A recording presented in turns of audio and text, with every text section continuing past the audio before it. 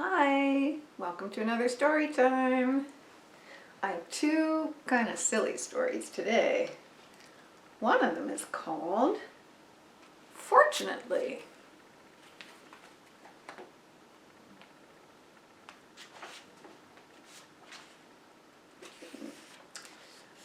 Fortunately, one day Ned got a letter that said, "Please come to a surprise party." So he's thinking about the party with presents and cake and candles. But unfortunately, the party was in Florida and he was in New York. Fortunately, a friend loaned him an airplane. Unfortunately, the motor exploded. Fortunately, there was a parachute in the airplane. Unfortunately, there was a hole in the parachute. Uh-oh. Fortunately, there was a haystack on the ground. Well, that'll be a soft place to land. Unfortunately, there was a pitchfork in the haystack. Fortunately, he missed the pitchfork.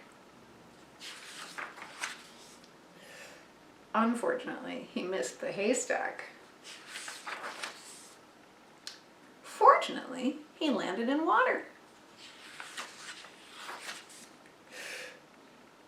Unfortunately, there were sharks in the water. Fortunately, he could swim. Unfortunately, there were tigers on the land. Fortunately, he could run. Unfortunately, he ran into a deep, dark cave. Fortunately, he could dig.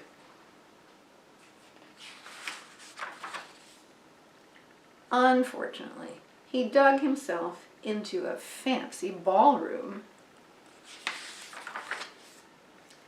Fortunately, there was a surprise party going on, and fortunately, the party was for him, because fortunately, it was his birthday. Pretty funny. Okay, I'm going to read another one, and I know this is a favorite one of yours. We've read it before, but it's such a good one. Popcorn.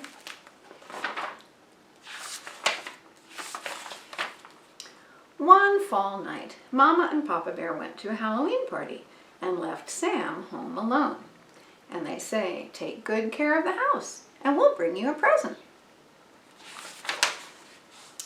So, Sam called up his friends and invited them to his house for his own Halloween party. He called and said, "Wear a costume and bring something good to eat." While he waited for his friends to arrive, he made himself a costume. The first to arrive was Betty. "I brought some popcorn for the party," she said. The second to arrive was Billy. He brought popcorn too. Bernie, Bonnie, and Buster also brought popcorn. In fact, everyone brought popcorn. The party was lots of fun. I think they're doing some things they shouldn't be doing when their parents aren't home. When Betty said, "Hey, let's pop all that popcorn," everyone thought it was a good idea. With some help from his friends, Sam lifted Mama Bear's great big kettle onto the kitchen stove and poured in all the popcorn. He added some oil and salt and turned on the stove. Soon it began to pop. Pop, pop, pop, pop, pop, pop, pop, pop, pop, pop, pop. There was so much popcorn, it quickly filled the kettle and spilled out onto the floor. There was so much popcorn, it filled the whole kitchen. It spilled out into the living room It filled all the rooms downstairs and crept upstairs. There was so much popcorn. It filled the whole house. You see, if you look in the windows, it's full of popcorn, even on the second story and coming out the chimney. All of the friends are covered, they're buried in popcorn, and they're saying, "Oh, what happened? Help! Who turned out the lights? Where did everybody go?" And somebody says, "This is some party." And somebody else says, "Get me out of here." Everyone wanted to go home, but Sam said, "No, you've got to stay and help me get rid of this popcorn, or I'll be in big trouble." How can they get rid of it? They have to eat it. Munch, crunch, munch. Munch, crunch, crunch, munch, crunch, crunch, gulp. Munch, crunch, munch, crunch, munch, crunch. They ate and ate and ate and ate and ate and ate and ate and ate and ate until the popcorn was all gone. Oh, they don't look very happy, do they? "Oh, I don't care if I ever see another piece of popcorn in my whole life," said Mustard. "I feel like my stomach is going to burst," said Betty. "Me too," said Bobby. Sam felt the sickest of all. He said goodnight to his friends and finished cleaning up. Then he went to bed. Later that night, Mama and Papa Bear came home. "Wake up," they said. "We brought you a present."